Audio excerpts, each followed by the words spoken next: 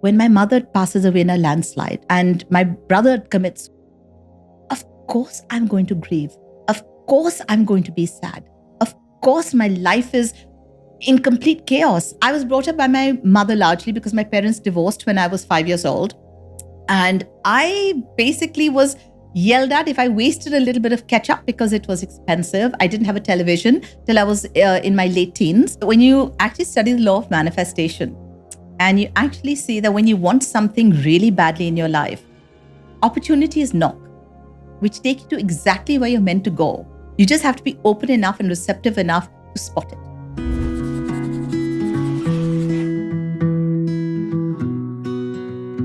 Hello and welcome back to the show. If you're new here, I'm Sheen, your host, and this is the Dream Girl podcast.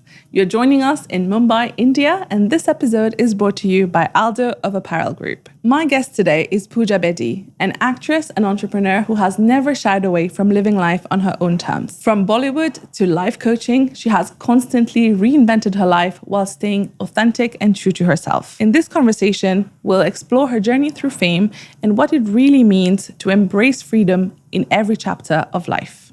Hello, Pooja. Hello, Sheen. How are you? How do I look?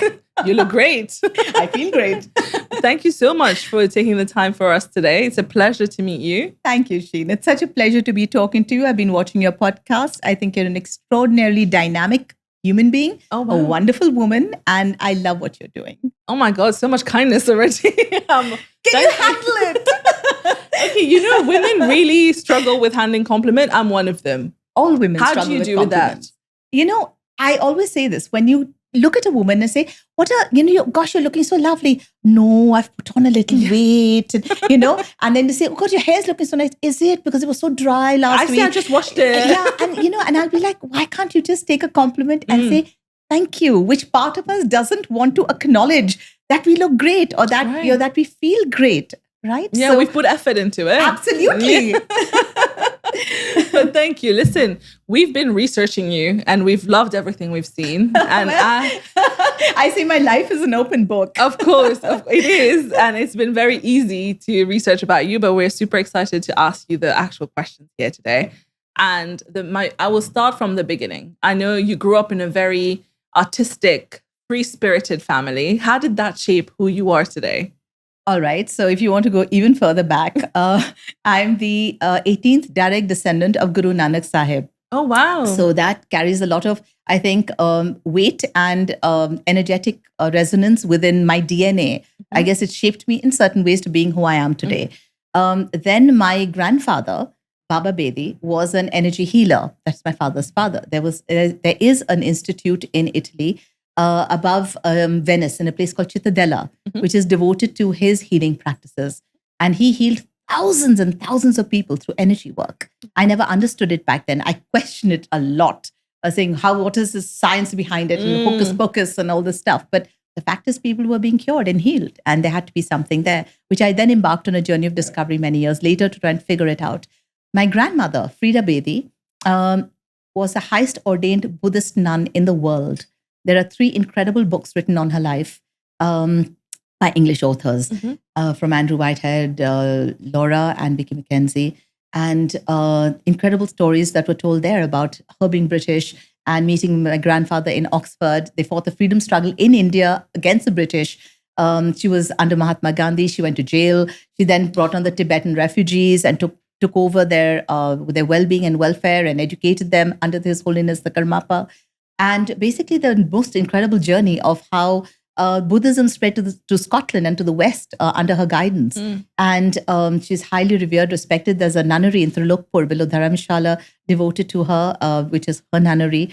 So there's a lot of resonance that comes in from that sort of a pedigree or background, or what you in every way have brought into your being, so to speak. My mother was a free spirit. She defied the conventions of society from a very young age.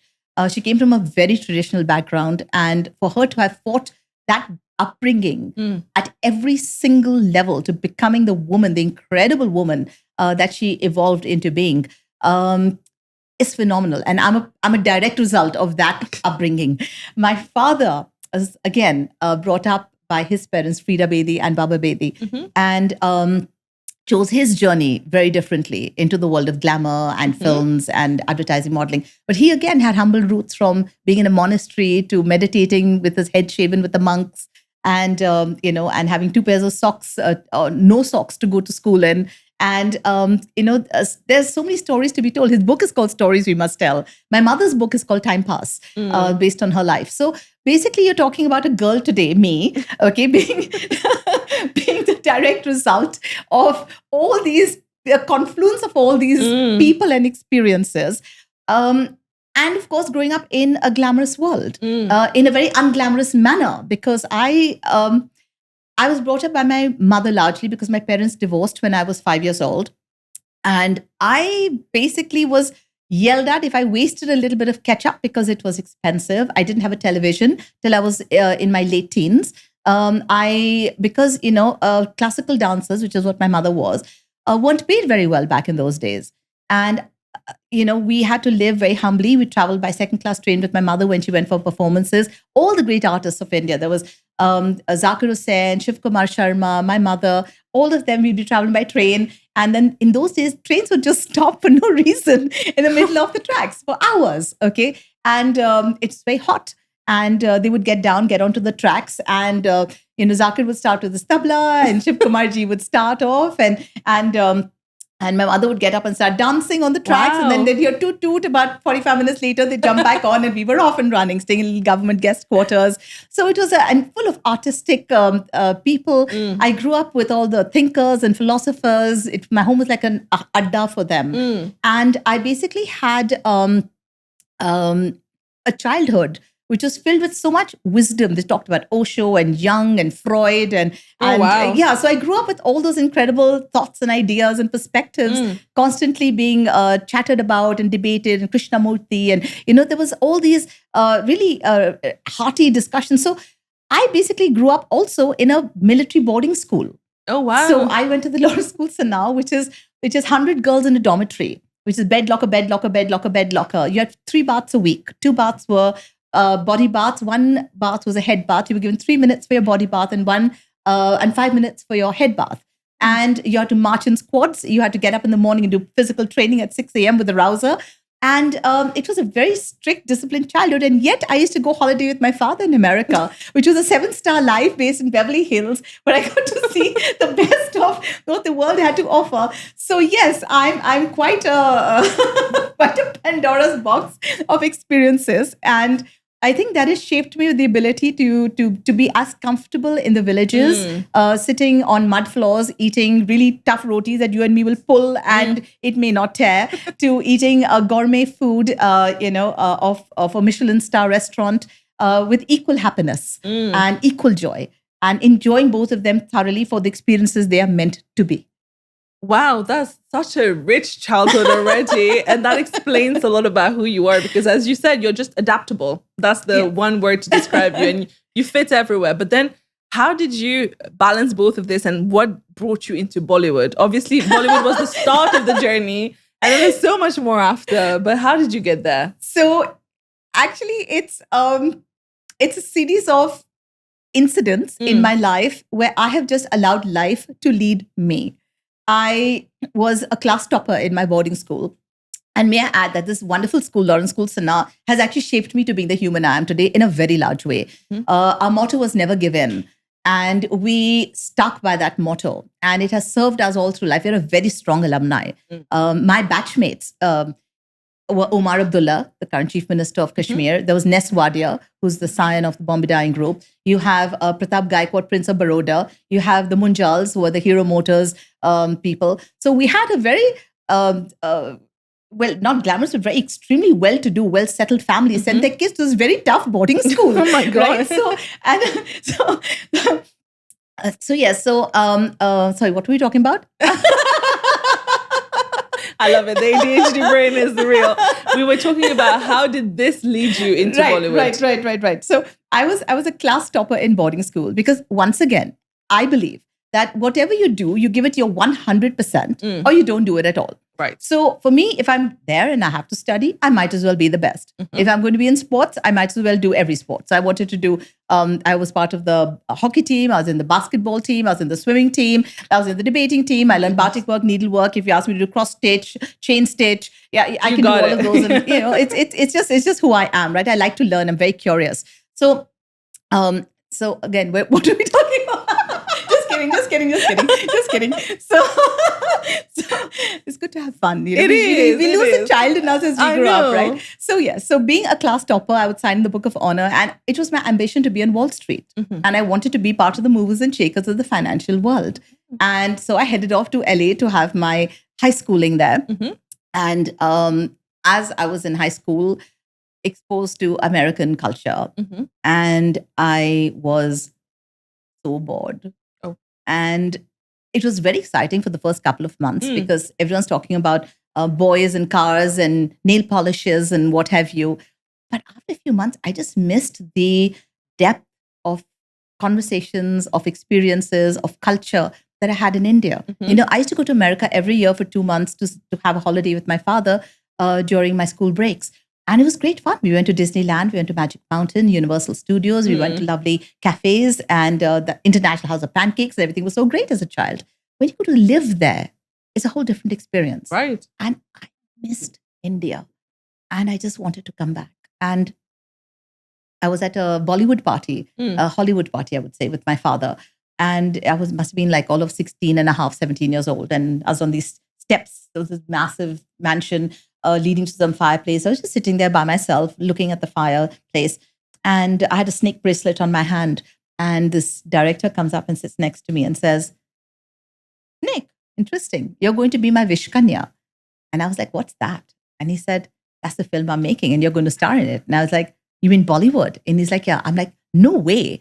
No chance. That's not what I'm doing." Because back then, Bollywood, the roles primarily available to women back then in Bollywood was to be like the supporting cast to the hero. And either you were dancing in the rain in a white sari, or you were being raped and he was rescuing you, or you were crying with glycerine shoved in your eye for most of the film, or, just standard typical storylines. And I said, just no chance. That's not my future. That's not my life. That's not who I am. And he said, "Come on, Pooja, come by, at least come chat with us. And let me at least tell you the story." So it so happened his office was very close by. So it was on the way to my gym. So I stopped by one day and I said, "Hi." I walked in and he's narrated the story to me. And I laughed my head off. And I said, "Jag, it's the most stupid script I've ever heard in my life. And there's going to be a complete and utter flop." Okay. And he says, "But you have to do this film." So I thought about it. And I said, "You know what? My ticket back home. I can go home. I can tell my parents I'm joining Bollywood. Yeah. Even though I have no intentions of doing so. I do this one film. I owe them that, right? How bad can it be? And then I'll study further in India and take my career forward in India. And that's what I'm going to do. I'm very excited. And I made this plan. Of course, my parents are aghast. "You can't join Bollywood. This is not the life we want for you. You want it for yourself." And I said, no, I'm very clear. This is what I want to do. And I arrived back in India very happily, thinking I'm going to this one film and move on. Be done, yeah. My mother announces that she, having thought that I was now in Los Angeles and making my life there and taking my career forward and studies forward, she wanted to move to Bangalore and had got this beautiful vision of a dance village called Nityagram, which she was going to create. And I looked at her in horror and I said, "Mama, but how will I survive?" And she says, "Darling, I left home when I was 16 years old to live in with your father. We survived on 2 slices of bread and 2 eggs a day. And I think you're doing far better than that." I said, "But Mom, it's a whole home. It's got like society dues, and I've got to cook at charges, and I've got a dog to feed, and how." And she said, "Darling, the universe will conspire to make it happen for you." With that confidence, she left. You got this. You got this. Good luck. And I panicked and I signed everything that came my way. Jo Jeeta Wohi Sikandar, which is my epic film till today, which I'm remembered for, especially my iconic Marilyn Monroe moment with my dress flying. And I just signed everything. I signed the Kama Sutra campaign. I signed Tips and Toes, which is a nail polish campaign. I signed Fruity. I just signed work so I could basically survive, right? And pay my bills. And that was my whole agenda. So that's how I toppled into Bollywood. That's how you ended up there. That's how I entered Bollywood. But you know what, Sheen? Tell me. It is the best decision I ever made because that decision has shaped my future. The same way that going to that tough boarding school shaped my future, the same way going into Bollywood, having the experiences I did, having the life that I did thanks to Bollywood.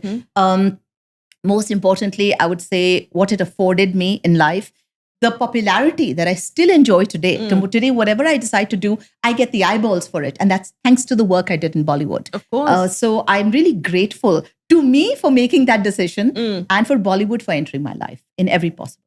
I love that. And I know you very openly talk about how there's no regrets in life and no mistakes in life, right? Well, I was a terrible actress. Let's face that. So I'm grateful to give me work. I was really good at being sexy. So I was called sex symbol of the country. I used to win every poll for sex symbol of the country, from Movie Magazine to Society Magazine and all these polls. And I'd win them. And I'd say, thank God for that, because I keep them distracted with my cleavage and they don't look up to see how bad the acting is. You know? Oh my God, you're so funny. But what made you leave Bollywood then? So again, in the spirit of doing everything with a 100% attitude, I was getting married. And my ex-husband came from a very conservative Muslim family. And there was no way that the bahu of their house was going to be an actress, and that was sexy actress. Yeah. You know, there was a lot of debate. There was a lot of discouragement. There was a lot of also, the two families didn't favor us getting into this marriage. So there was a lot of fighting, that we had to do within our families to even be married. So, I just said, you know what, if I have to do something, I'm going to go into this lovely family, I don't want it to be filled with strife and conflict, and I'll find something else to do in life, and whatever I'm doing, let me do it 100% and give it my 100%. So I just quit. That was it. Wow. Yeah. It was that easy for you to let it go? Yeah. Wow. Yeah. I love that. But okay, before I get into that, I'm just going to say, I know you went from acting to reality TV. Then much later. Then you went into entrepreneurship. You're in wellness and life coaching. How do you approach pivots in life? Is it always like this, where you just decide and take the jump? When you actually study the law of manifestation, and you actually see that when you want something really badly in your life, opportunities knock, which take you to exactly where you're meant to go. You just have to be open enough and receptive enough to spot it. Right? So the same way, when I got divorced, at that point of time, I actually had a series of tragedies in my life at that point of time. I know. From the time I was about 27 and a half years old, was when the first tragedy struck, with my grandmother dying of cancer, my dog dying. Pet owners know how difficult that is. The man who raised me from childhood, since I was 6 months old, Yunk, his death. My mother died in a landslide. My brother committed suicide. My marriage broke. In the middle of that, I was having 2 children. And I got divorced with 0 alimony. So, and I'm sitting there thinking, wow, I'm 32 odd years old and absolutely terrified. And I've had every 6 months, there's been somebody dramatic leaving my life and the planet. And I just looked up at the universe and I said, take it a little easy on me. Little break. Like every 6 months, there's something raining down upon me. And this is a bit much to take at this very tender young age. And I'm a very nice person. I don't see why you haven't done anything. Why you should picking on me like this, and I don't know what it's meant to teach me, but I've learned the lesson. I've learned whatever you need to teach me. I'm very tough, very strong. And please just lighten up, And I was nervous, and I started going back out into society and meeting people. And Midday came up to me. It's a local newspaper. I said, Pooja, you're out and about so much. Why don't you do a column for us? And based on the life of a single woman, the diary of a single woman sort of thing. So I said, sure. They paid me 4,000 rupees per column. I got 16,000 rupees. Okay, which is enough to pay for my driver's salary. I was so happy. Lovely. Okay, I was like, okay, that's done. The kids can go to school and back, and et cetera, we're sorted. So it started with that. My columns took off so well. They got so much recognition. I was approached by the Times of India to do a talk show for them and said, will you do a talk show for us? We love the way you think. We love your thoughts. We love your perspectives. And it's in that manner, Sheen, that one thing led to another. I did the talk show. The talk show got huge accolades. In the meantime, a lot of advertising and endorsements came my way. Within 1 year, I was driving the same Mercedes car as my ex-husband, and he called me and says, I believe you're driving the same car as me. I said, yeah, baby. I said, want to come for a spin? There was no malice. There's no anger. There's no thank you for the 12 years. Thank you for the two beautiful kids. And, if I needed to move forward, so be it. If nothing came with it, so be it. It's all right. And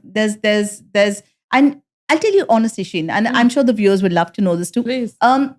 Which is, when I give up a career for a marriage and you help your husband build an entire business from scratch, which was Furniture Wala, and you work on everything from client handling to delivery to marketing to walking the fairs to production to all of that. And you build the brand, you bring in your contacts, you bring in your network, you do the business. You never think of putting your name into something because it's family. And you think you're doing it for family, right? You never ever think that one day, if things go south like they did, that somebody will turn around and say that, sorry, I'm not giving you anything. And you'll have to stomach that or say, I'll go to court and fight you. And back then, laws were just not in women's favors. Of course. Right? And the toss-up for me was, can I go out there and earn my own money? Would I like to fight him? And at what cost? Not financial cost, emotional cost. What does that mean? Right? Yeah. And I think that happened so my children mattered the most. And I just wanted to see them happy. And I said, Farhan, you know what? I'll make it. I'll do it. I'll figure it out. And he said, what will you do? You have no qualifications. And I didn't. I had just passed the 12th standard. That's all I had done. And I said, I will figure it out. And he says, are you sure you want to leave? I said, yes, I'm absolutely sure I'd like to leave. And I did it. And there's so much strength in knowing that if something is not right for you, you should have the courage to walk away from it. Just because something was so good for 12 years doesn't mean you have to suffer 50 bad years if things were not going well. Right? So thank you for the good times. Thank you for the two children. And promise me you'll always be friends because that matters the most to the kids. And today, he and me are great friends. His current wife, Laila, their son together, Zan, my fiance, Manik. We all get together. We celebrate Christmas together. We'll have New Year's together. We'll go out together. It's just so happy. It's like my family got bigger. Yeah. I didn't lose a husband. I gained his wife. I gained their child. All that came into our family, right? Our family got bigger and our hearts got bigger. So I think it's a very important learning curve for everybody who's listening to this podcast as well. That things don't have to be bad because they are bad.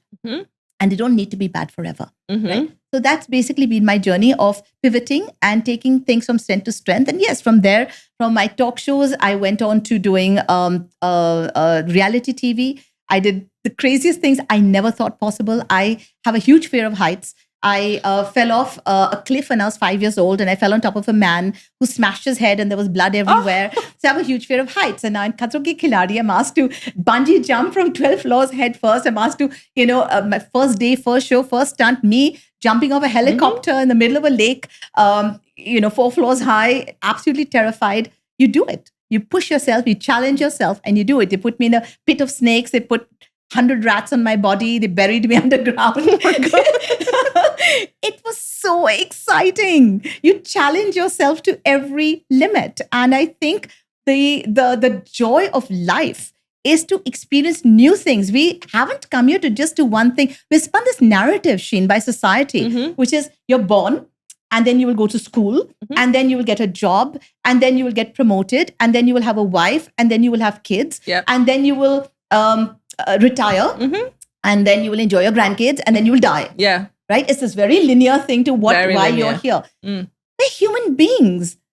We came here with spiritual intent to be human beings, to have this incredible human experience. And all we've done is shove ourselves into some linear industrial production line. And how sad that that's what we see of our lives, that you do one thing and do that one thing over and over again every single day. And your success is determined by how much up the ladder you climbed. Your success is determined by your paycheck. Whether you're miserable doesn't matter.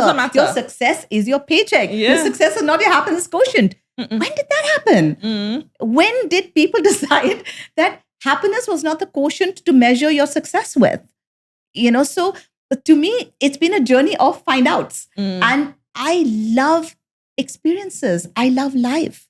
Anytime I feel the need to move because I'm stagnating, I'll make that move because I have the courage to make that move. Why? Because I believe not just in myself, I believe in the universe. I believe that if I'm meant to have a certain path, I will be guided. and I will follow that path, and I will live that path, and I'll be successful at that path. I mean, today when you see me on television, debating issues of national importance or fighting with politicians or, appealing against laws and doing all of that, I'm still the 12th class pass girl, Of course. right? And that's all the education actually that you need. You've learned geography, you've learned history, you've learned science, you've learned mathematics, you've learned all of that. Yeah. You've learned trigonometry and calculus, which you don't never use in your bloody life. Never again. It doesn't matter if Rani of Jhansi won the war in a certain year, and it doesn't matter, about stratosphere and ionosphere, because it's not going to impact my daily life and my functioning. But I've still learned all of that. Now what I choose to learn is what interests me, right? And that is the learning to me that is more important than the textbook learning. That is, I get a compulsion in school, but higher education doesn't necessarily have to be in a university. I call it the university of life that has taught me everything that I need to know. Yeah, and with the advent of AI now, even less and less do you need to be Why do formal you mug education. up everything? Yeah. Why do you need to mug up everything? Of course, someone else will do it. No, someone else will help you. I mean, the question is, do you know how to get from point A to point B? Right? That is the most interesting thing. And if something can guide you along the way and you know how to get there, that's all that really matters. Perfect. Yeah. Absolutely. Honestly, Pooja, from everything you've been talking about, this analogy came to mind, which is, when birds are perched on a branch, they don't perch on it because they trust the branch not to break. They perch on it because they trust in the ability of their wings to take them away if the branch breaks. I love that analogy. Right. And I think that's basically how you approach life. I think whatever pivots, whatever you want to try, you trust in your ability. And even when you talk about leaving your marriage and all of this, you know that you got this. You can approach things that way. And I love how you approach grief, but I just want to dig a little bit deeper in terms of, I know that now looking back, the power of being able to look back gives you a lot of perception, right? But humor is also tragedy in hindsight. That's what I was going to say. Oh my God. I was like, humor comes in with hindsight, right? Absolutely. But when you're going through it, how does it feel and how do you deal with the day to day? Okay. So I do a series of workshops today called the Happy Soul Workshops, right? And this goes pan-India, and I basically help empower people to handle their human journey. Now, life isn't about what happens to you. Life is about your response to what happens to you, because the same things are going to happen to each and every one of us. Same things, okay? You're going to go through parents being strict with you. You're going to go through a heartbreak. You're going to go through the death of a loved one. You're going to go through hardships in your career. You're going to go through your struggles financially. Everybody has the same story. Same. It's the response to the stories that changes the entire narrative, right? So to me, when I do my workshops, the first thing I tell people is, you are not human beings seeking a spiritual experience, are heading towards that. No, you are spiritual beings who've chosen to come here to be human. You're going to pop and you're going to go right back to being a soul again. This is your chance to be a human, the journey you chose. So why are you scared of every human emotion? People want to experience joy. They want to experience happiness. They want to experience pleasure. They want to experience all the good stuff. They're terrified of the bad emotions, right? Yeah. They're terrified of pain, of sadness. Hello, you're human. If there's a person who's laughing 24/7, sitting in a corner, you'll say, Pagal ho gaya, he's a crazy person, right? You won't say how nice that he's so happy 24/7. You'll be concerned for him, right? So the same way, being sad is so normal. And it's the joy. Do you know some of the greatest poetry, the greatest literature, the greatest films have all stemmed from pathos and grief, right? It's a great source of creativity. Absolutely. And also, it is a very necessary emotion. The more you suppress that emotion, the stronger it becomes, right? So it's like taking a ball and pushing it below water. And the moment you leave, the ball comes bouncing back at double speed, right? And that's all we do. We keep saying, nothing, not a big deal. Our defense mechanisms come into place and you're like, it's no big deal. I'm on top of it. Defense mechanisms are great in the short term. Defense mechanisms are great because it protects you from immediate hurt or from being overwhelmed in the moment, right? However, you can't do this long term, right? And the entire journey of being human, for me, sadness is normal because it's part of being human. So when my mother passes away in a landslide, and and my brother commits suicide, of course I'm going to grieve. Of course I'm going to be sad. Of course my life is in complete chaos and confoundment because it's too early. My mother wasn't even 50 when she died. My brother was just 25 when he passed away. I was just 32 when I got divorced. And I'd known my ex-husband since I was just 20. He was somebody I knew practically my whole life. So obviously, these are very, very severe emotional spaces. What do? I listen to sad songs. I'll watch sad movies. Okay. And I'll cry so that I can get it out of my system because I must experience these emotions. I must. It's very important. It's important to my catharsis. It's important to me being the person I choose to be in the future. Right. And also understand what it's like to be there in that space. So being an empath, I need to also understand it to its fullest extent. So I understand when people come to me, what they're actually going through. Right. So I wallow in it. But technically, in about 7 days, I'm really bored of being sad. So I sort of say, okay, now I'm done with this grieving. I'm done with the sadness. I'm done with sitting there in this room and, sitting there and trying to feel. Then it becomes a forced sadness because I'm trying to feel sad because I need to get it out of my system. I realize I'm done. I want to get on with the business of being happy again. I'm done. But I think that's the cathartic expression of grief, right? Once it's out, then you're fine. Absolutely. And I've had relationships, right? And generally it's the relationships that cause us the maximum grief, right? Finances can cause us stress and pressure, but grief comes from human emotions. Of course. So relationships generally that suck, right? At that point of time. So, and I've been through a series of relationships and each time a relationship goes south and I'm just like, okay, you know what? It was perfect for the time that it was there. It was very necessary for the time period that I experienced it, for what it brought into my life, because I needed what it brought into my life at that particular space. It could have been a 1-year relationship. It could have been a 4-year relationship. But it served the purpose. Now, holding on to it becomes toxic. Again, 4 good years, so I should have 50 bad years. No, thank you. No. You learn to let go, but you still need to process the grief. Of course. Right? So then I process the grief and I'm like, who next? I can't wait to see who the universe is going to bring into my life next. I can't wait to see that there's a positivity and optimism because you know that once you let go of what is not meant for you, what is meant for you will arrive. I mean, if there's clutter, there's no space for the right person when they choose to walk in, right? So you have to clear the space for somebody to be able to occupy that space. Absolutely. I completely agree with you. But there is a huge reality check here. I feel like whenever, even for myself and even when I talk to my girlfriends, it's always that you carry it with you a little, right? Because your ego was hurt, especially in a romantic relationship. You carry it with you, that hurt, and you want things to go bad for them. And then I think that really blocks, as you said, for us to be able to meet someone else who's better. But you seem to do this so well when the whole thing of like, let's close this chapter. Yeah, the thing is, I don't wish ill for anybody. I don't want something bad to happen to someone because either they've not been appropriate for me anymore or because they may have wronged me or they may have done something bad. I've had a relationship where someone cheated on me. I've had a relationship where somebody once tried to whack me, and that's straight out the door. So I'm so happy to be rid of that. Yes. I'm so grateful to be rid of that. Right. I think for me, the most important part in any relationship is trust, respect, happiness, joy, which is the reason you bring somebody into your life, right? So the moment that ceases to exist, the need for that relationship ceases to exist. I don't wish the person bad because I always say, if you have if say I'm with somebody and I have a terrible equation suddenly with that person, it's not good. Is the person bad? Not necessarily. Not at all, because there's somebody out there who thinks he's amazing. It could be his parents, it could be his friends, it could be his colleagues, it could be other people who think that person is amazing. So that person is not the problem. My relationship with that person is the problem. So I need to correct my relationship issue. I need to really rethink my expectation issues. I have to really think about what I was looking for, which didn't happen, for which I felt let down, or which I felt disrespected, or whatever the issues are that need correction. And if you work at it and it still can't work, despite all best efforts and all best intentions, let it go.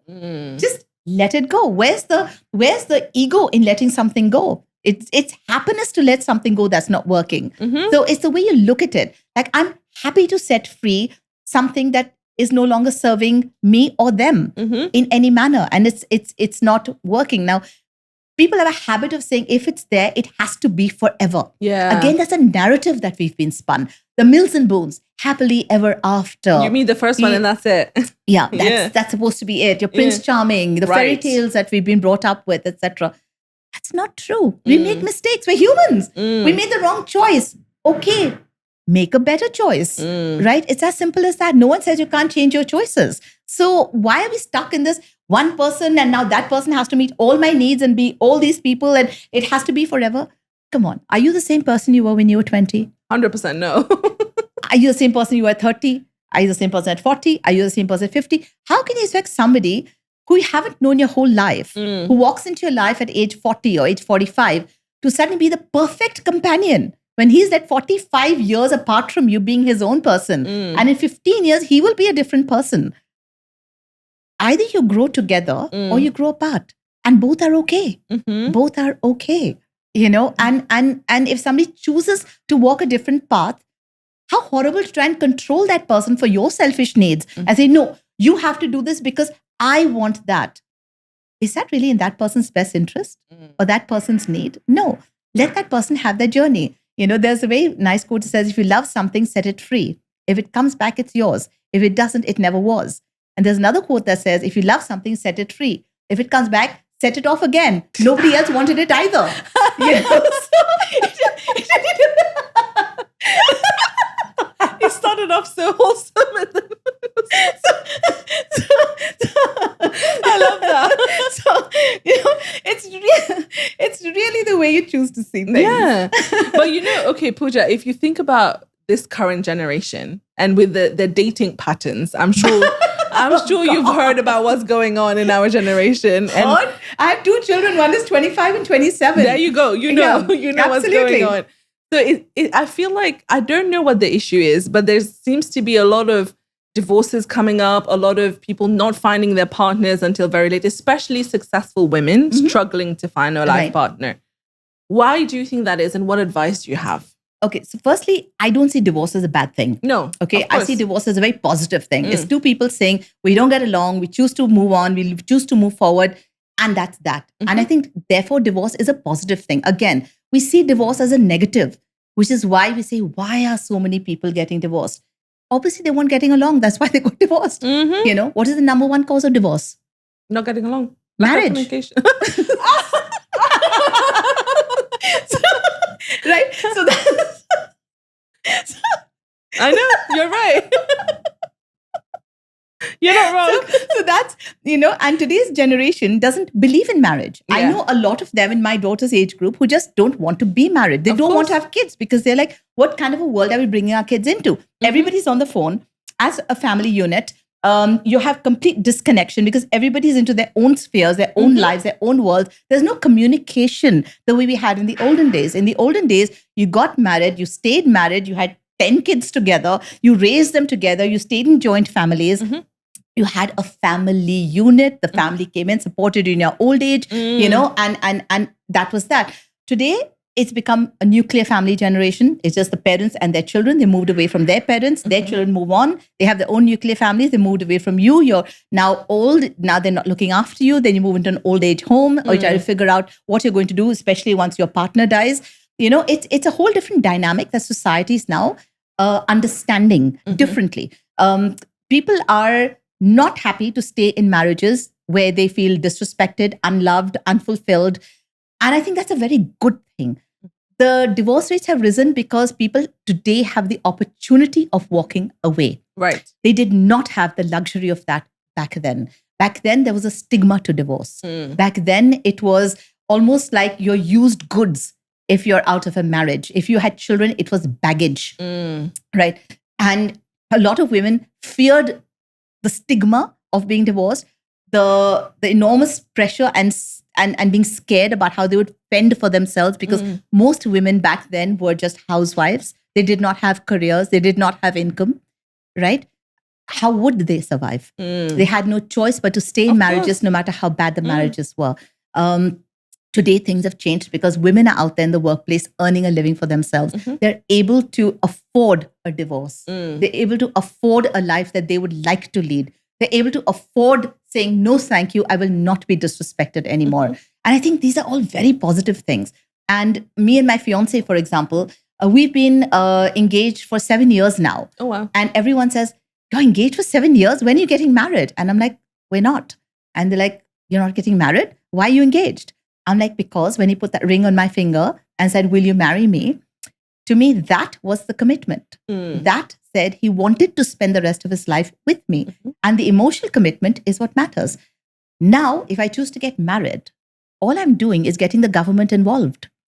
And I don't want the government involved in my love life. If I choose not to be in this marriage, I should be able to say thank you, but no thank you, without paperwork, litigation, and all of that comes into the picture. And same for him. If he's not happy with me, he should be able to do the same, right? And what happens is, as a result of that, you don't even take each other for granted, because you're always holding on to that person and making sure the other person in the relationship is happy, because you don't want that person to go. You want that person to stay. You love them, you value them, you treasure them.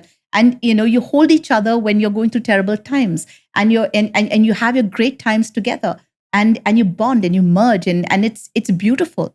So for me, this is the best emotional space to be in. There's no taking for granted, which just automatically seems to happen the moment you get married. Yeah. Right. So coming back to this generation, which I call the tissue paper generation, it's we had furniture which we used to make in India, which we said, how many generations will this chair last? Right. Today they're all buying from IKEA. They don't give a damn. They throw it off and they move into another apartment and they buy themselves a whole new set of furniture. Right. Everything is just use and throw, use and throw, use and throw. Right? It's scroll. If you say 3-hour movie, 3-hour film, they don't have the attention span for that, right? So it's a very distracted, user-friendly generation. Swipe left, swipe right. I don't know what all that stuff is that goes on constantly on their phones. But that's their world and that's their life. And much as I may not identify with it, much as I may say, it's not right. It's not right from whose perspective? Right. And you have to turn around and say, am I being old-fashioned by saying, in my time, it was like this, and therefore you must be this way? Yeah. No, what rubbish. Times evolve, things change. And this is the world that they need to fit into. Of course. I don't need to fit into that world. They need to fit into that world, right? And that's their generation and their times. Khalil Gibran said it very beautifully in his quote, in his poem on children. He says, your children are not your children. Their life's calling for itself. You may house their bodies, but not their souls. Their futures dwell in the house of tomorrow, to which you will not belong, not even in your dreams. You are the bow. You're the bow from which the archer fires the arrow, right? So it's very important to see it in that perspective. You are just somebody who's nurtured a lovely human being, brought them onto the planet. You don't own them, right? You care for them, you nurture them, and you hope in turn that they will love and nurture you. You can hope for that, but you should not expect that. Right? If you've been a great parent, they will. And if you've been a bad parent, they won't, right? It's as simple as that. So I think it's very important to see things in perspective. At one point of time, we thought sati was noble. Right. We had women burning themselves in the pyres of their husbands or in pyres because, it was the right moral thing to do. Killing yourself, burning a woman alive. Just because her husband died. Yeah. And it was considered noble and honorable, right? So times changed. Concepts of honor and morality changed. Morality especially, right? Dowry. We thought it was great to give dowry and to demand dowry when you got married to a girl and to beat her. And it was acceptable in society to say, you must give your daughter along with a whole bunch of money into that house, right? I mean, and we grow forward from that. Yes. And we say, no, that's not okay. And we make laws against it, right? So in every possible way, there's a growing up that takes place within society. And the old guard will never view it favorably because change is so uncomfortable, right? So it's for us to acknowledge that we don't want to be that jaded old guard that is not open to change, that we must accept the new generation for what they would like to do and guide them from our perspective best as we can, but not control them. Right. So we can turn around and say, it's great that you want to be immersed in your phones and in your laptops and your tech worlds. That's great. But being human, we have a frequency, which is the human frequency, which is the frequency of the earth.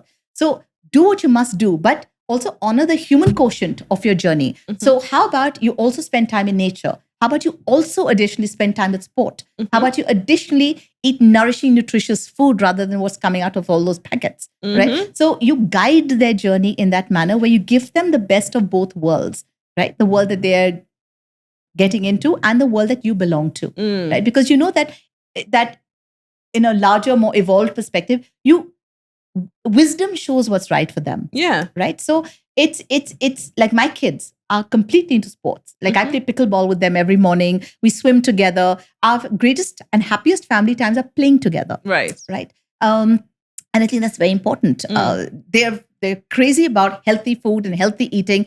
And the strange part is, we grew up in a generation where everybody drank a lot of alcohol, right? I mean, I remember sitting at the age of 16 and having rum and cokes with my father and enjoying that whole journey. And suddenly I see this generation, my daughter and son's generation, they don't drink alcohol at all. They're just anti-alcohol. And they don't feel the need for it. And they drink on occasion, if so be. Well, that's their generation. We can't turn and say, no, it's very abnormal. Please drink alcohol. Please drink it. It's good. It relaxes you. Like, we don't have the pressures you have, Mom. Yeah. We have a different kind of life. We choose differently. Of So course. their choices are different choices. And sometimes their choices are better choices than our choices. Yeah. We ate all those nice fried samosas with all those yummy, heavy kulchas, and we ate all that stuff. Today, they're into clean eating. They want their salads, they want their quinoas, and they want all of that. And good luck to them. That's their journey. So, there are choices that we may not identify with, but that doesn't mean they're bad choices. And I like how you are you're encouraging for the young people to have their own forms of self-expression and authenticity and Absolutely. owning their choices. But what role did authenticity and self-expression play in your own life until now? And now a quick break for a word from our sponsor. Today's episode is brought to you by ALDO of Apparel Group. ALDO is a brand that has always stood for creativity and for trying something new. From statement shoes and unique accessories, ALDO has always encouraged people to express themselves unapologetically. I've always been a rebel with a cause and without a cause. I think I just love being me. Yeah. I think I seriously just love being That on I this can tell. amazing planet. I just love this planet. It is so fascinating. I mean, look at the amount of culture, the amount of cuisines, the amount of experiences, the amount of cinema, the kind of books, the kind of thought processes, the kind of in nature, the number of species of birds, of insects, of animals, of plants, of flowers. Oh my God, we are on this incredible planet and we know no other life form across any other planet.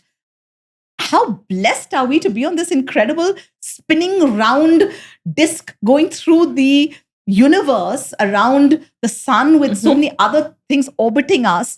And we're traveling at extraordinary speeds, with rotations and revolutions and leading the most mundane, stupid lives. What's wrong with us? Seriously, how seriously are we taken? My mom said, you're born and you die. Oops.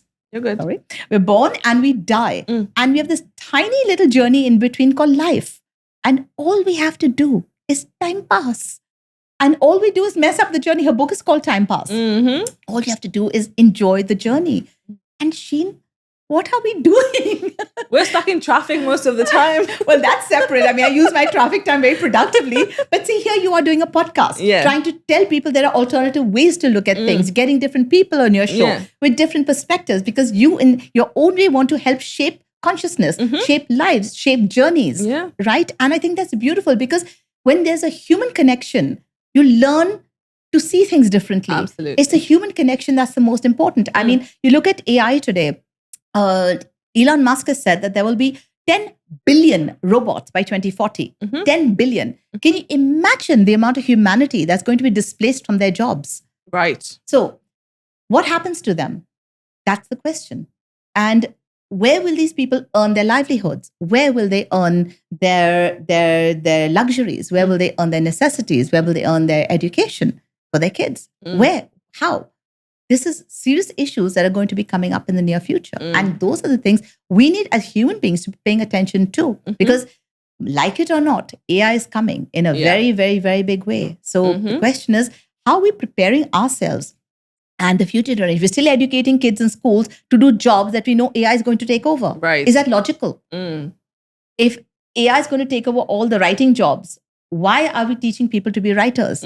And therefore, what changes do we need to make to their curriculum to make sure they're not just doing stuff that will be walked over? What is it that they can bring to the table with AI in the picture that enhances that experience?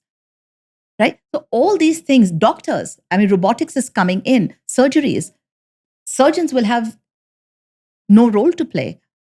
So what are we doing to shape mankind to prepare for the advent of what is inevitable? What are we doing? Yeah, I read this article recently, and I think you love this. You might have already seen it, where it showed pictures, contrasting pictures of like 100 years ago and today of cinema. You see the different cinema theaters, the roads, the trains, airplanes, the phone, computers. Everything's changed drastically. The one thing that hasn't changed is a classroom. Yeah. Hasn't changed at all. We're still sitting, kids are still sitting in desks, facing the board. There's a teacher there talking at them. And then there's that statistics that by 2030, 80% of the jobs that will be on the market don't exist yet today. True. So what are we training? As you said, what are we training these youth for? And teachers are going to be replaced by robots who'll probably teach far better. Yeah. And they're going to look like humans. I was at this AI conference in, it's called Synapse in February. And they have devised an iris scanner to differentiate between human and humanoid. Yeah. Because that's how real they're going to be. Now imagine a teacher in your classroom who can speak 20 different languages and give you every kind of content that you need as a child without irritation, without mood swings, with complete accuracy. Without having to every check. single time. Every single time. Yeah. And, that's crazy. there go the teaching jobs. So what are we going to do? So, it's like a Black Mirror space. We'll have social credits and you get into that system, which China has already started introducing. Yeah, it is. So I think it's something that we need to be looking at with much more depth and alarm more than anything else. Absolutely. And shape humanity for how to deal with it. Yes. Because the fact is, when you lose your job, how do you deal with it? When you lose all income, how do you deal with it? When you're put into certain camps, to a social securities, social credit system, how do you deal with it? So what coping mechanisms should we be introducing at this very point in time to help humanity cope with what AI is going to do to their jobs, their lives in general? Absolutely. I don't even know how we got into AI. We were talking about self-expression and authenticity. We reached AI. But I love it. That's how it works. That's how it works. I love it. Zip, zap, zoom, pivot. But the one thing, exactly, that's you. And the one thing I was thinking I wanted to talk to you about was manifestation. Yes. So I know you talk about manifestation a lot. Tell us, what is the difference between manifestation and just having positive thoughts? Okay, so positive thoughts keep you in a very good state of mind and you start vibrating differently and therefore attracting good things to come into your life because you're positive, and it shapes how you respond to situations, right? So terrible things can happen, but a positive outlook will turn around and say, all right, how can we make this better? I'm a solutions-oriented person. So if something happens, I won't see the negative and crib about it. We all know what the problems are. What are the solutions? How do we move forward? How do we change things, right? And to take things with equanimity and say good things happen, bad things happen. Let's move forward from here. How do we take this journey from strength to strength? Right? I think that's extremely important. To me, manifestation is something different. Manifestation is when you want something which you feel you deserve and something you aspire for. It could be emotional, it could be financial, it could be social, it could be anything at all. Material, it could be anything. And it works on the law of physics. It works on chemistry. It works on biology. And it works in every possible way to say that, okay, when you take your neutrons, protons, electrons down to the last pulsating thing, you are nothing but an energy wave. Absolutely. Right? You are just a bunch of energy in a structure, right? In a beautiful structure. Beautiful structure. Oh, thank you. So now scientists have mapped our brains, right? They make you think a thought. Left brain lights up, right brain lights up. Okay. Oh, it's a logical thought. It's a creative thought. That means electrical impulses are being sent out. Thoughts lead to emotions, right? Emotions are measured on an ECG machine, electrocardiogram machine. They say something scary and your heart starts beating faster, and your heart rate goes up. So again, thoughts lead to emotions and both of them have frequencies, right? Electrical impulses sent out. Physics say that for every electrical discharge, there's a corresponding magnetic field that is created. Now, if I ask you, Sheen, what is between us right now? What is between us?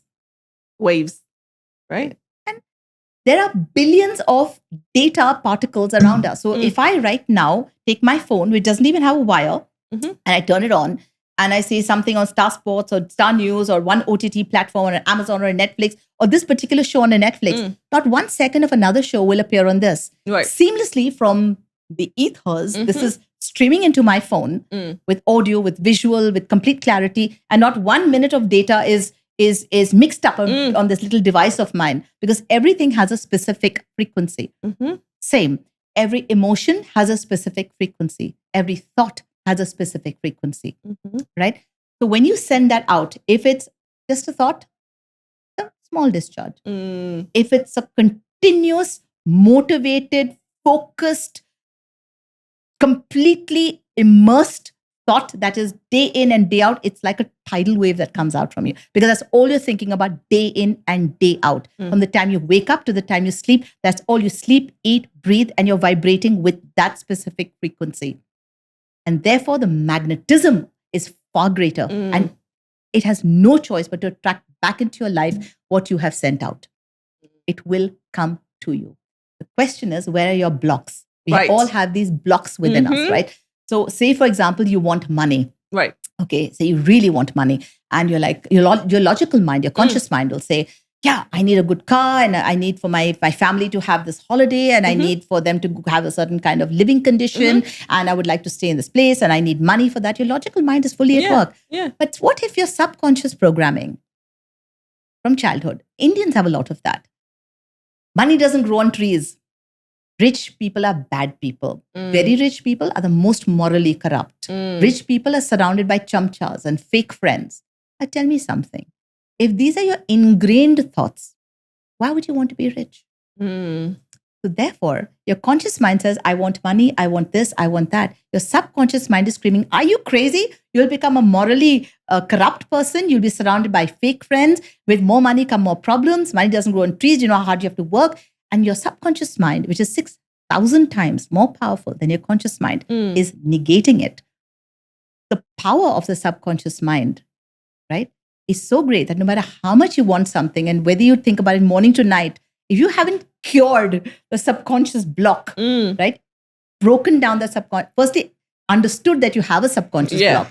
Secondly, dealt with your subconscious block. Third, changed that. You know, Sheen, for the last 25 years, I mean, I've told you about my lineage, my background, my questioning, my curiosity, and all these alternative sciences. But for the last 25 years, all I have done is study, research, get courses, diplomas, certifications, whether it is in neurolinguistic programming, whether it's clinical hypnosis, whether it's been energy work. I've done Usui Reiki levels 1, 2, 3. I'm one step away from being a grandmaster. I've done Karuna Reiki. I've done magnified healing, soul temple, heal your life, shamanism, and so many more things, just to understand how energy and sciences work. If you read up on Dr. Masaru Emoto and his entire, study on water transformation, and 70% of our body is water, and how important, again, thoughts, emotion, music, all these things are, and how incredible energy is. And I have, over the past few years, created these workshops called the Happy Soul Workshops, right, which I do. And all I do is try to tell people how incredibly powerful they are. Because again, we lead such linear lives, right? And if you look at yourself, you have 37.2 trillion cells in your body. Yeah. Each cell carries an electrical charge. You have 70 trillion volts of electricity in your body. Okay. Now, the Chinese call it chi, Indians call it prana, right? How do you use this incredible force for healing, right? For love? How do you use this for manifestation? How do you use this for well-being? How do you use this for planetary well-being? In Reiki, you can focus on somebody thousands of miles away and heal them, right? It's all energy. We are energy. We transmit energy. We receive energy, right? So that's essentially what my courses are about, making you understand your energetic self, understanding how your thoughts shape your energy. So think differently. How what you eat shapes your energy. Eat differently. A lot of this generation has a concept of a cheat meal, right? It's like, oh, I'm going to have a cheat meal today. I'm like, why can't you just call it a treat meal, right? I've been so good all week. Now I'm going to treat myself, not cheat, because cheat is associated with guilt. If you say treat, your body receives the food differently. If you say cheat, you receive it with guilt. Your body processes that food with guilt, right? When you say treat, your body feels rewarded and it uses it for greater and better and more powerful purposes, right? everything is energy. I've come out to these meditations on my website, poojabedi.com now. Again, one is a self-forgiveness meditation. It's just been launched. And it's so powerful, Sheen, because all our lives, all we do is belittle our own selves, right? If somebody told you you're fat, you're stupid, you're ugly, you're this, you're that, you would hate it. But we say that to ourselves all the time. Right. So we think negative about ourselves, about people. We ignore opportunities. We live with regrets. We live with our fears. We live with negative self-chatter. We think even of self-harm, with the substance abuse. There's so many things that we do to our beautiful selves. Have you ever said sorry? Yeah. You know? And it's a guided meditation. And I do this at my courses, my workshops. And I see all these high-powered, incredible women just break down, because it doesn't matter where you are at in life. You're human. And there's a human journey that you've negated trying to reach a certain level of corporate excellence, or of being the best mother, or of being, the best social circle president, or whatever.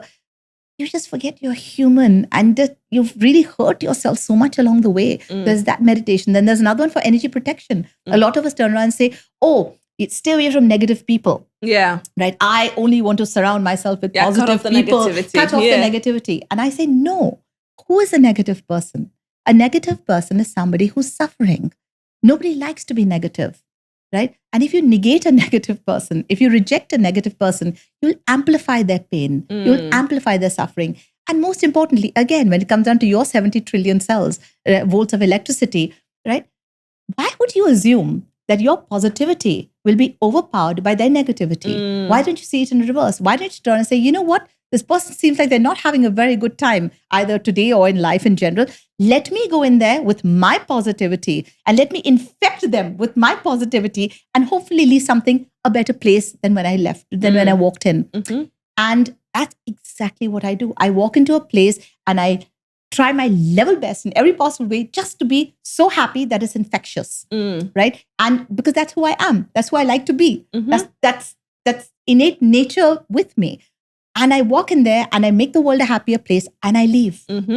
I'm not bothered about who's the negative person there, because I know it does not impact me. My other meditation is on the same thing, same principles. It's helping you understand your energy. It's helping you understand that today, if you want to block evil eye, nazar, black magic, negativity, whatever it is, how you can create your own protective shield, so that when you walk into a place, you will radiate what you need to radiate without absorbing what they are bringing your way. So these are the important energetic practices which are available on my website, and which I would like to bring to the world in much more dynamic ways, much more fulfilling ways. I just love people. I love the human journey. I love the fact that you're sitting here asking me these questions, because I get a chance to share. I love the fact that I meet new people every single day, because they're new lives that you're impacting and touching, right? And I'm so grateful for the journey I've had today, and I'm so grateful for everything that's made me who I am today. And trust me, it hasn't been just the good experiences that shape you. It's always the bad experiences that teach you. Today, you're a stronger person because of your bad experiences, not because of your good experiences. Absolutely. That's what the best teacher in life are. Hard times. Okay, now I have like 4 or 5 notes that I made in my head. Let me go through them. But I think the first one I'm going to ask is about nazar. That's such an important point you raise. So do you think that nazar actually exists, and that's the bad frequency that we absorb from people? Everything is energy. There's good energy and there's bad energy, and there's energy that's directed. And if you have you ever noticed sometimes you're sitting there and really thinking of somebody, and suddenly that person will call or message. Yeah. What is that? That is energy being exchanged. You are basically sending out energy with intent. And therefore, you can have good energy sent out with intent, and you can also have bad energy sent out with intent. Sometimes a person may feel jealous without meaning to feel jealous and cast something your way, which they don't even intend for it to be negative, but they just feel it, right? But it's still directed at you, right? How do you protect yourself from that? It's as simple as that. Okay. Yeah. Now, the other thing is you are very talented when it comes to rewiring how we see things. And all the examples you've given has shown us this. But now let's take this whole manifestation into the love life sphere. Okay. I think a lot of people, including myself probably, we have blockers when it comes to manifesting what we want in terms of the love life. Because even for me with work, I did my vision board this year and most of it has actually happened now, which is incredible and crazy. Well done. I know, but the only part that hasn't happened is okay, the love so life. you know it works, okay? So that's the good part. The good part is manifestation works. Agreed, Vision 100%. boards work. Last in, first out 100%. techniques work, right? Yes. You've done the LIFO technique, you've done all of that. I've done it. Okay, great. Yes. So you know that all these techniques work. Yes. Now it hasn't worked in a specific area of your life. What you need to do is analyze why that specific area. Now, for you, it may be a different thing. For somebody else, it may be something different. For you, it may be because you want to put, maybe in your subconscious programming, you say it has to be either or. I can either be successful at work or I can have a love life. If that is somewhere in your subconscious mind and you truly choose success, then that'll negate itself. Right. I know a lot of women also who turn around and say, I don't actually need a man. I'm fine the way I am. Although they're craving it. They're wanting it. They're longing for it. But they're like, we don't need it. We don't need it. And that becomes the anthem. And if that's your anthem, you're not going to get it. I know what my anthem is. What's your anthem? I say there's no good man out there. See, that's the problem. Yeah. So why would you want a bad man in your life? Why would you want a bad man in your life? Yeah.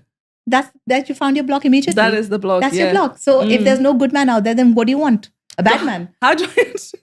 Go pick one. They're all out there. All the bad men are there. Go pick one.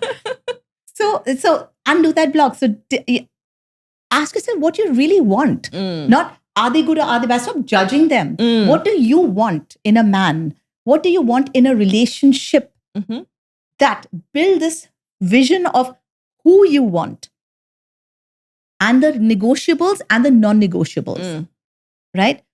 For me, for example, a man who smokes cigarettes is out. Right. It's a non-negotiable for me. It does not work for me. A man who's abusive, who uses foul language, non-negotiable for me. I can't listen to bad language. I don't like cigarette smoke. So these are things that I will not adapt on or compromise on or say I will change him because I'm not here to change anybody. I'm here to love them. Right. So it's a non-negotiable. And there are other things you will negotiate on and that you will adjust to. Right. And certain things that are, again, I expect attention a certain way. Yeah.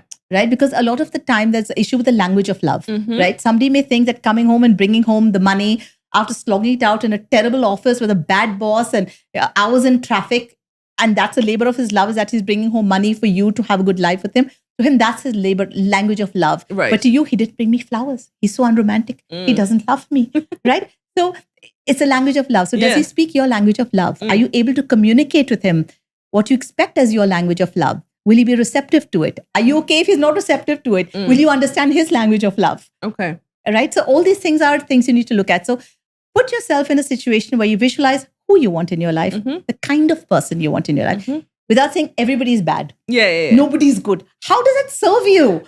Who do you want? Bring that into your life. Okay. And be specific. Like, I would like it to be a man. Today there's so many genders out there. You might find what you want with the gender, maybe not the gender you're looking for. So be very specific with what you want in life. That's the most important thing. Absolutely. Well, listen, Pooja, we've gotten to the end of this, but I have a final question. What do you want your legacy to be? What do you want my legacy to be? I don't want to leave a legacy. I want to have a wonderful time on this planet while I'm here. I don't want to think about what people will think of me when I'm gone. I don't want people to think of me while I'm here. I'm just so happy being on the planet. I think if I leave the world a happier place, I'm happy.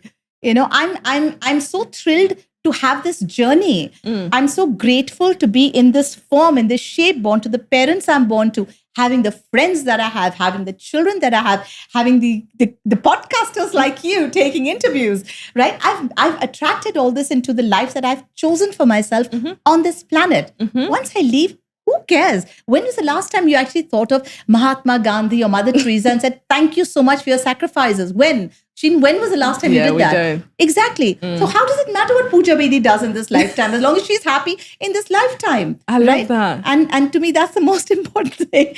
And I want everyone out there to enjoy their human journey and just get caught up with the right things. Enjoy the right reasons for being human and the reasons for being on the planet. And don't fear sadness. Don't fear pain. Don't fear death. Death is not a full stop. It's a comma. We don't know where we're going next. So just enjoy the journey, enjoy the ride, and see you on the other side, whenever that be.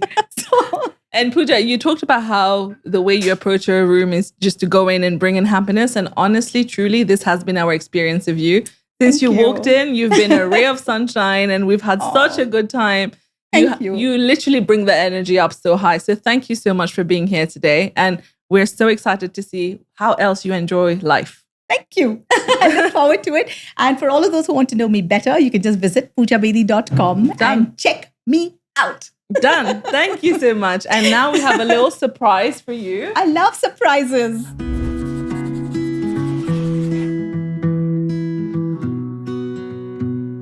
You know, when you look at kids, right? They're so curious, right? Kids are so curious. If you give them a present, they're like, what's in it? And they want to open it and they get really happy. Let's do this. Yeah, let's do this. They're filled with passion, filled with curiosity, filled with enthusiasm and all of that, right? When you're teenagers, you want to go change the world. And as you see them growing older, nothing's going to change. Life is like this. Nothing. Now I'll just live for my children. You know, when did that turn into that? And we're all that. So let's never lose a child in us, right? I think that's, again, a very important message to send out there. There's a difference between childlike and childish, right? So always be childlike and always nurture your inner child. Don't suppress it. Let it free. Let it express itself with curiosity. Yes. What do we have? Some surprises. Wow. How cute. Oh, Little memory for you. how sweet. Thank you. You're very welcome. So sweet. And this is What just is a all box of this? goodies for you, just to say thank you for being here with us today. Oh, what are they? Let's go for it. You have a bag. What is this? This is just the padding inside the bag. Oh, it's a bag with padding. Yeah. Oh, this is a cute bag. It's a white bag. I love white bags. Okay, great. What is this? You have some makeup, you have some coffee. I love her. I like it. I like doing up my eyes. have- Coffee! Yeah, oh, yeah. I love There we coffee. All right, Tim, you're next. And then Okay. you have some perfume, some What is candles. This is a shawl, I think. Yes. Yeah. Oh, nice. Yeah. A lot of goodies. Lot of Okay, goodies. then No. what else? Then What's you have this? some perfume in here from Victoria's Secret. Wow. Okay. Yes. You have some candles on the Cool. bottom. I love it. My personal favorite. It's a What is charm that? for your bag. It's a mini bag. It's a bag for a bag. It's a bag for your bag. What is it with women and purses nowadays? I love I get a big purse, I get a small purse, I have a massive purse behind the sofa. What is going on? Women and their purses. There you Love go. it. Thank you so Thank much you. for today. Thank honestly. you so much. No, Thank you for the talk. Thank you for the coffee that you gave me earlier. And thank you for all these lovely gifts. Of course. Thank you. Thank you for being Really, here. thank you. So sweet.